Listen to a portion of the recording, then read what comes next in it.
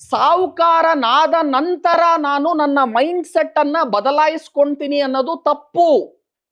ನಾನು ಫಸ್ಟ್ ನನ್ನ mind set ಅನ್ನು ಬದಲಾಯಿಸ್ಕೊಂತೀನಿ, ಆಮೇಲೆ ನಾನು ಸಾಹುಕಾರನಾಗ್ತೀನಿ.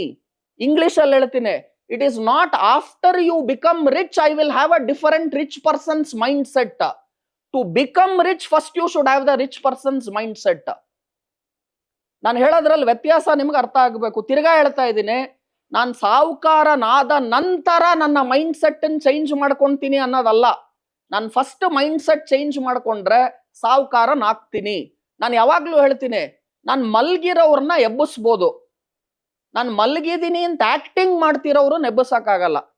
ಕೆಲವ್ರು ಹೇಗೆ ಕೂತ್ಕೊಂಡಿರ್ತಾರೆ ಸೆಮಿನಾರ್ ನಾನು ಮಾತನಾಡುವಾಗ ಅಂದ್ರೆ, ರುದ್ರಮೂರ್ತಿ ಏನೋ ನನ್ನನ್ನ ಸಾಹುಕಾರ ಮಾಡಕ್ಕೆ ಬಂದಿದ್ದಾನಂತೆ, ಅದೇಗ್ ಮಾಡ್ತೀಯ ನೋಡ್ತೀನಿ ಮಾಡ ಅಂದ್ರೆ ಅವ್ರು ಕೂತಿರೋ ಮೈಂಡ್ ಸೆಟ್ ಹೇಗಿದೆ ಅಂದ್ರೆ, ನಾನ್ ಸಾಹುಕಾರನಾಗಕ್ ಚಾನ್ಸೇ ಇಲ್ಲ, ನೀನ್ ಅದ್ ಹೇಗ್ ಮಾಡ್ತೀಯ ಮಾಡೋ ನೋಡೋಣ, ಆ ತರ ಕೂತ್ಕೊಂಡ್ರೆ ನಾನೇನು ಮಾಡಕ್ಕಾಗಲ್ಲ.